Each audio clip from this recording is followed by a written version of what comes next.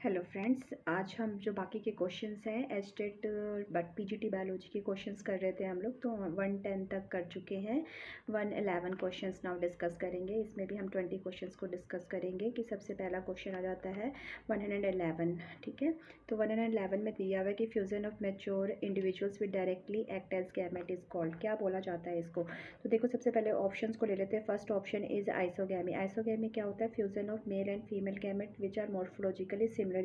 मतलब हम डिफ्रेंशिएट नहीं कर सकते विच वन इज मेल और विच वन इज फीमेल। तो this type of fusion is called as, क्या बोला जाता है इसको? आइसोगैमी बोला जाता है। सेकंड ऑप्शन क्या है हमारा? अनाइसोगैमी। अनाइसोगैमी में बिल्कुल इसके ऑपोजिट हो जाता है कि मेल और फीमेल गैमेट क्या होता है? डिसिमिलर होते हैं आपके morphologically. You can identify which one is male और विच वन इज फीमेल। ठीक है, तो इसमें हम बताते हैं अनाइसोगैमी इस टाइप के फ्यूजन को। दूसरा आपका क्या आ जाता है कि ये कैसा होगा? एपोमिक्सिस कैसा होता है? तो एपोमिक्सिस में आप देखोगे कि फर्टिलाइजेशन का प्रोसेस होता है जिसमें with seed formation without fertilization, तो that process is called as apomixis. ठीक है, तो एपोमिक्सिस इसको बोला जाएगा। तो तीनों तो ऑप्शंस हमारे क्या हो गए कि ये क्रॉस हो गए कि है ही नहीं, डेफिनेशन ही नहीं है। तो हमारा करेक्ट आंसर क्या हो जाएगा? होलोगैमी। होलोगैमी ही बोला जाता है fusion of mature individual directly act as a gamete. Mainly ये एग्जाम्पल होता है आपका किसके अंदर? मे बी फंगस वगैरह के अंदर ये पाया जाता है। ठीक है, नेक्स्ट क्वेश्चन हमारा आ जाता है क्या? Intine of pollen grain is made up of. 112 question number क्या है? Intine of pollen grain is made up of. और मेरे वीडियो को पॉज करके आप क्वेश्चन को पढ़ें और आंसर दें, फिर उसके बाद मेरे आंसर के साथ मैच करें। ठीक है, तो ज़्यादा सही रहेगा कि आपकी इससे प्रैक्टिस होगी। ज़्यादा से ज़्यादा प्रैक्टिस करेंगे तो क्वेश्चन सॉल्व करने में ईजी रहेगा और आपको मतलब आइडिया लग जाएगा कि कितनी देर में कैसे क्या क्वेश्चन को हमें करना है। क्योंकि ऑप्शन से भी रिलेटेड हमारे नेक्स्ट कई प्रीवियस ईयर में देखा गया कि सिर्फ ऑप्शंस वाले से रिलेटेड क्वेश्चन आ गया या क्वेश्चन रिपीट हो गया। तो ये प्रैक्टिस पे ही आपके डिपेंड करता है कि कितने आसानी से ये क्वेश्चन पढ़कर आप आंसर दे पा रहे हैं। ठीक है, तो साथ के साथ मेरे आंसर दिया कीजिए आप भी। तो 112 क्या है? Intine pollen grain is made up of. किसका बना होता है intine pollen grain? Cellulose, pectin का, लिपिड और प्रोटीन का, पैक्टिन या लिग्निन का, या फिर लिग्निन और लिग्नेंस का। तो बिल्कुल एनसीईआरटी की लाइन है ये। इंटाइन और पोलन ग्रेन किसका बना होता है? सेलुलोज और पैक्टिन का प्रेजेंट होता है। तो ये आपका सीधे के सीधे आंसर आएगा। इसका कुछ डिस्कशन की जरूरत नहीं है। एग्जाम्पल याद होना चाहिए आपको। क्या इंटाइन का पोलन ग्रेन किसका बना होता है? और एक्साइन किसका बना होता है? एक्साइन का क्वेश्चन भी आ जाता है तो पूछ लेते हैं एक्साइन किसका बना होता है? तो स्पोरोपोलेरिन का बना होता है। तो ये आपको पता होना चाहिए। This completely it is written in your NCERT exam. तो ये कोई अलग से क्वेश्चन नहीं आया हुआ था। नेक्स्ट क्वेश्चन देख लेते हैं। क्वेश्चन नंबर 113 है। 113 में क्वेश्चन है development of sporophyte from the gametophytic tissue without involving fusion of gamete. तो ये प्रोसेस किस में आता है? ये आपका मेनली देखा जाता है ब्रायोफाइट और टेरिडोफाइट में, और इस प्रोसेस को बोला जाता है गैमेटोफाइट टिश्यू से बन रहा है। गैमेटोफाइट टिश्यू से स्पोरोफाइट की फॉर्मेशन होती है। तो इस प्रोसेस को बोला जाता है क्या? एपोगैमी। इस प्रोसेस को बोला जाता है एपोगैमी। ठीक है, तो एपोस्पोरी क्या होता है? एपोस्पोरी इसके ऑपोजिट होता है। फॉर्मेशन ऑफ जो स्पोरोफाइट से बनेगा क्या? स्पोरोफाइट से गैमेटोफाइट बनता है। स्पोरोफाइट से गैमेटोफाइट बनता है तो आपका कहलाएगा क्या? एपोस्पोरी आपका होता है। पार्थेनोकार्पी क्या होता है? विदाउट फर्टिलाइजेशन फ्रूट की फॉर्मेशन हो जाती है, तो इसको बोलते हैं हम क्या? पार्थेनोकार्पी। ये प्रोसेस डेफिनेशंस आपको पता होना चाहिए। ठीक है, और मेटाजेनिया क्या होता है? पोलन ग्रेन का आई थिंक ये इफेक्ट होता है जो आपको दिखाई देता है। ठीक है, पोलन ग्रेन का इफेक्ट जो होता है, तो ये आपका मेटाजेनिया बोलते हैं। कलर पे इफेक्ट होता है इसका। ठीक है, तो मेटाजेनिया आता है ये। तो ये डेवलपमेंट ऑफ स्पोरोफाइट का जो आंसर आएगा एपोगैमी होगा। क्वेश्चन नंबर 114 जो है, in DNA pair with T and G with C which of the following statement is incorrect in this respect. ठीक है, तो ऑप्शन जो क्या आएगा आपका? A and T ratio is constant, A plus T is equal to G plus C, और third है G is always equal to C. और ये आपका आ जाएगा the sequence of nucleotide on one strand of DNA can be used to strand of DNA can be used to determine the sequence on the complementary strand। तो ये देख लेते हैं हम लोग क्या होता है इसके अंदर। इनकरेक्ट पूछा हुआ है। क्या पूछा हुआ है? इनकरेक्ट पूछा हुआ है। और ये पता है किससे रिलेटेड है? ये आपके शारगैफ रूल होता है, उससे रिलेटेड है ये क्वेश्चन। शारगैफ रूल जो डीएनए आपके रेप्लिकेशन वगैरह में काम आता है ना, शारगैफ रूल, तो ये उससे रिलेटेड क्वेश्चन है जिसमें 3 से 4 पॉइंट बताए हुए हैं शारगैफ रूल का। ठीक है, तो ये वो है।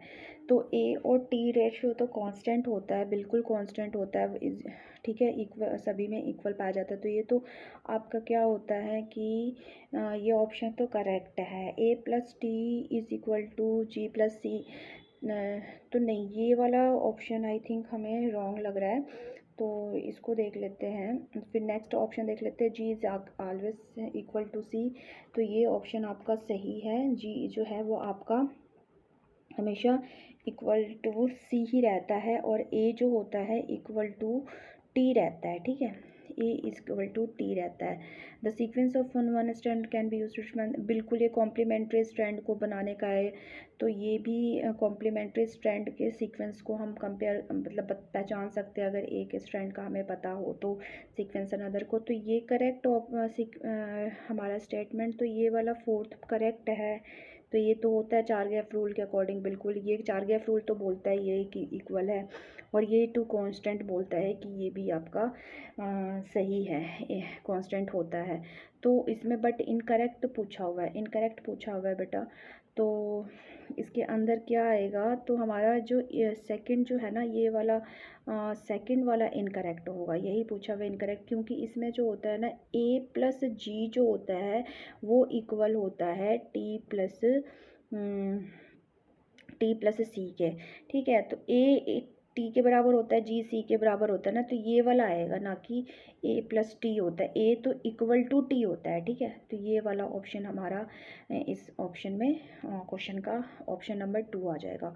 अब है क्वेश्चन नंबर 115, देखते हैं। The difference between RNA and DNA is because of, जो इन दोनों में डिफरेंस है वो किसकी वजह से होता है, इन दोनों में डिफरेंस है वो किसकी वजह से होता है, आरएनए और डीएनए में, दोनों बोथ आर जेनेटिक मटेरियल।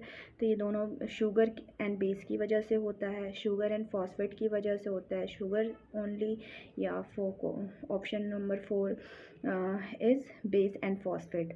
तो जो डीएनए में देखो, आरएनए सबसे पहले तो राइबोस शुगर है, और डीएनए में डीऑक्सी राइबोस शुगर है। पहले तो दो चीज़ तो ये होता है, पहला तो शुगर तो सभी में आ रहा है, तो शुगर तो हमारा आएगा ही आएगा। पहला जो डिफरेंस आ जाता है वो शुगर के बेस पे होता है, ठीक है। अब दूसरा क्या होता है, फॉस्फेट के बेस पे, तो फॉस्फेट तो दोनों में प्रेजेंट है, तो ये वाला ऑप्शन तो हमारा कट गया। ये भी हमारे बेस और फॉस्फेट तो बेसिस प्यूरिन पैरिमिडिन जो है वो सेम, प्यूरिन और पैरिमिडिन की बात होती है इसमें, बट फॉस्फेट वाला तो ऑप्शन हमारा कट चुका है, तो ये तो आएगा ही नहीं, फॉस्फेट तो दोनों में कॉमन है, तो ये तो आएगा नहीं। अब ये क्वेश्चन ऑप्शन आ जाता है हमारा 1 आएगा या फिर 3 आएगा। तो शुगर तो होना ही है। बेस मतलब क्या होता है, प्यूरिन और पैरिमिडिन दो होते हैं, तो प्यूरिन इनका क्या दोनों, इन दोनों में ए प्लस टी है, ए और टी है, या फिर पैरिमिडिन जी और सी है, क्या आता है ये, तो प्यूरिन और पैरिमिडिन क्या दोनों में ही ए टी जी सी आते हैं क्या, तो नो। इसमें तो जैसे डीएनए में तो आपका क्या आता है, तो पैरिमिडिन और सेम नहीं है, डिसिमिलर है, तो डिफरेंस ये भी आ जाता है बेस के फॉर्म में भी। तो ओनली बेस नहीं हो, ओनली शुगर नहीं होकर हमारा बेस में भी डिफरेंस आता है और आपके शुगर में भी डिफरेंस आता है। तो option 1 will be the correct answer, ठीक है। तो ऑप्शन 1 हमारा इसमें आएगा क्वेश्चन नंबर 15 का। नेक्स्ट देखते हैं क्वेश्चन नंबर 16। क्वेश्चन नंबर 16 में है कि आपका ये है कि bulliform cells are present in, bulliform cells हमारे कहाँ पे प्रेजेंट होते हैं, ठीक है। तो देखो बुलिफॉर्म सेल्स जो होते हैं वो आपके स्टोमेटल, बुलिफॉर्म सेल्स जो होते हैं ना, जैसे ये आपके एपिडर्मल सेल्स है, but some cells are modified to form और large size cells, elongated cells दिखाई देते हैं बाकी के कंपैरिजन में, और ये किस साइड प्रेजेंट होते हैं, तो ये पूछा हुआ है। Stomatal pits of succulent plants, तो ने upper epidermis of monocot, lower epidermis of some monocots. तो ये आपका क्या होता है mainly sorry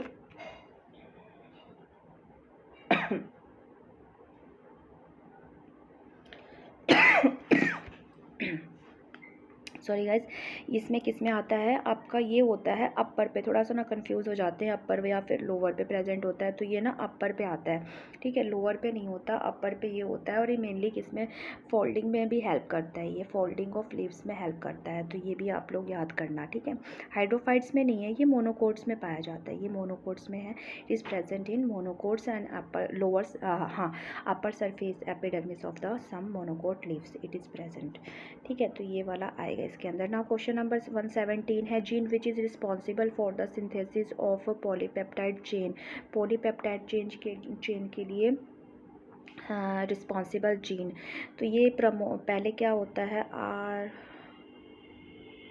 promoter, operator, promoter, regulator और स्ट्रक्चरल, ये 4 जीन्स होते हैं, प्रेजेंट होते हैं।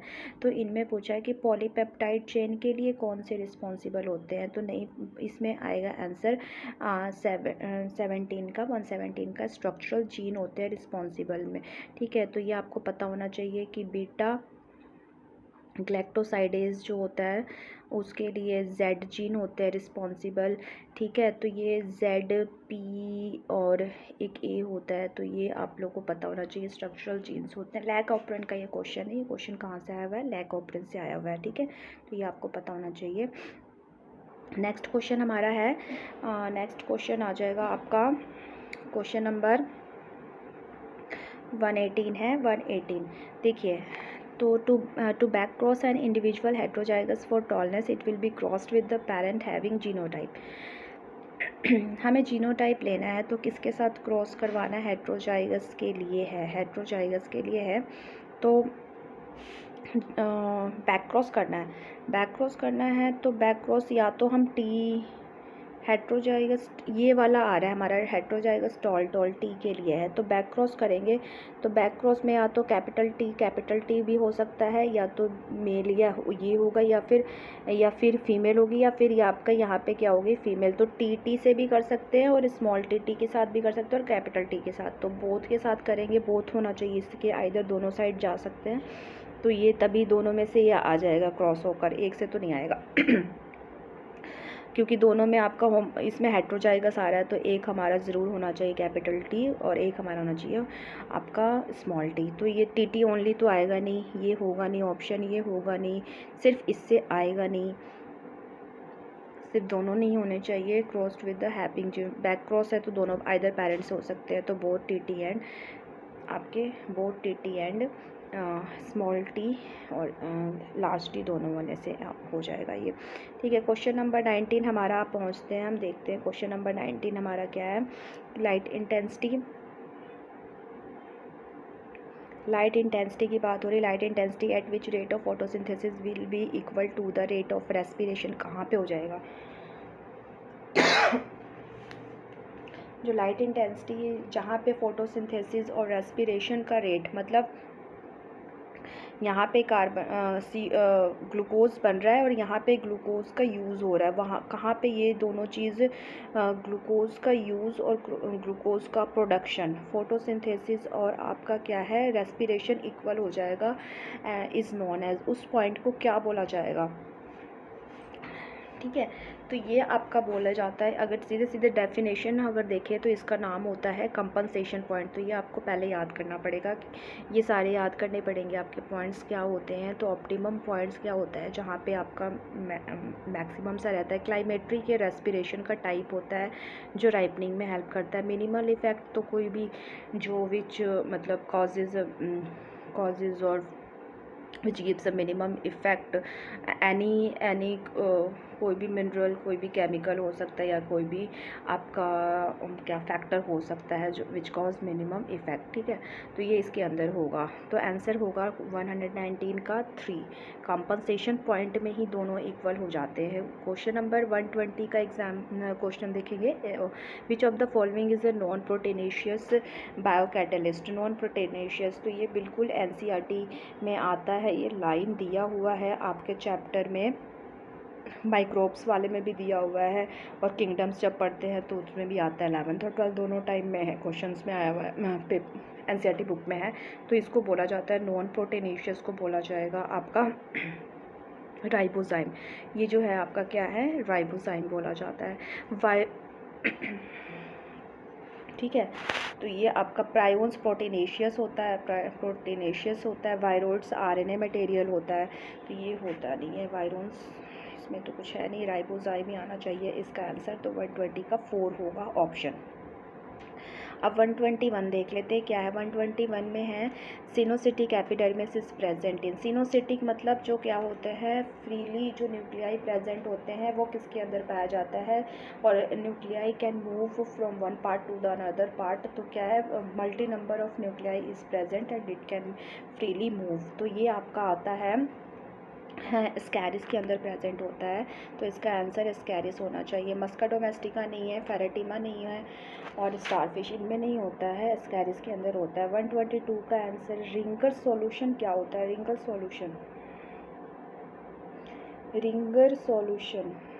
सॉल्यूशन थोड़ा सा आपको ध्यान रखना पड़ेगा। रिंगर सॉल्यूशंस जो होते हैं ना, वो ध्यान रखना आप कि ये आते हैं किसके अंदर, ये हैं आपके रिंगल सॉल्यूशन का कंपोजिशन। आपको याद, ये क्वेश्चन थोड़ा सा अलग सा आया था, पता नहीं। तो ये बिल्कुल रिंगल सॉल्यूशन इसको बोलते हैं हाँ, इसको सोडियम, पोटेशियम और क्लोराइड, ये तीनों चीज़ें इसके अंदर मिलते हैं। अच्छा, इसमें लैक्टेट भी प्रेजेंट होता है, लैक्टेट, और ये ब्लड लॉस को अवॉइड करने के लिए यूज़ करते हैं ये रिंगल सॉल्यूशन। ब्लड लॉस वगैरह जो होता है ना, उसके लिए होता है ये रिंगल सॉल्यूशन। रिंगल सॉल्यूशन का ये कंपोजिशन जो होता है, dissolve in water, body fluid की लॉस के लिए, हम लॉस को प्रिवेंट करने के लिए हम यूज़ करते हैं। ठीक है, तो ये होगा कंपोजिशन में इसमें गूगल पे भी आप देखोगे तो सोडियम क्लोराइड है, पोटेशियम क्लोराइड है, और आपका क्या होता है इसके अंदर calcium chloride and sodium bicarbonate. तो ये सॉल्यूशन होते हैं। तो सोडियम पोटेशियम, बिल्कुल सोडियम हो गया, क्लोराइड हो गया, पोटेशियम क्लोराइड हो गया, कैल्शियम क्लोराइड हो गया, और सोडियम बाइकार्बोनेट। नेक्स्ट क्वेश्चन आपका आ जाता है question number 123, which dye is not use to stain chromosome.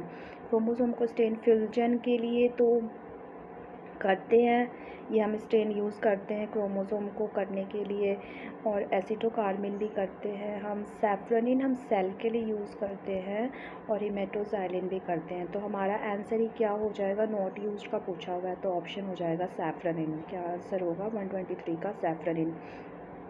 अब नेक्स्ट क्वेश्चन देख लेते हैं। 124 में पूछा हुआ है कि फर्स्ट जीनोम जो है कौन सा है। First genome of is thought to consist of, कौन सा मतलब अर्थ पे कौन सा जीनोम जो फर्स्ट में बी अब it would be considered as first genome. DNA और आरएनए, डीएनए होगा, आरएनए होगा, बोथ डीएनए और आरएनए होगा, या फिर प्रोटीन होगा, इन चारों में से क्या होगा। तो सबसे पहले जो देखो, जो सिंपल फॉर्म में आया था, सिंपलेस्ट फॉर्म में आया था, सिंगल स्ट्रैंडेड होगा, and which is able to mutate और which is able to change their structure. तो it must be a first genome, उसको हम कंसिडर कर सकते हैं। तो ये सारी properties may be it may be a catalytic, auto catalytic भी बोल सकते हैं। तो ये सारी प्रॉपर्टीज़ किसकी हैं आपकी, ये आंसर ये सारी प्रॉपर्टीज़ आपकी आरएनए की होती है। तो 124 का जो होगा 2 आएगा। आरएनए के मॉडिफिकेशंस के बाद ही हमारी जो डीएनए की जनरेशन होती है, तो ये वाला आरएनए ही आएगा 124 का 2। नेक्स्ट आ जाएगा sponge harmful to the oyster industry is, ये तो आपको एज इट इज़ याद करना पड़ेगा, क्लियोना इसका आंसर है। स्पंजिला स्पंज है, जो आपका बाथ स्पंज आता है, यूस्पोंजिया बाथ स्पंज है, और ये आपका नॉर्मल वाटर स्पंज होता है। हाइलोनीमा जो होता है वो आपका किस में, मेराइन स्पंज होता है हाइलोनीमा जो होता है।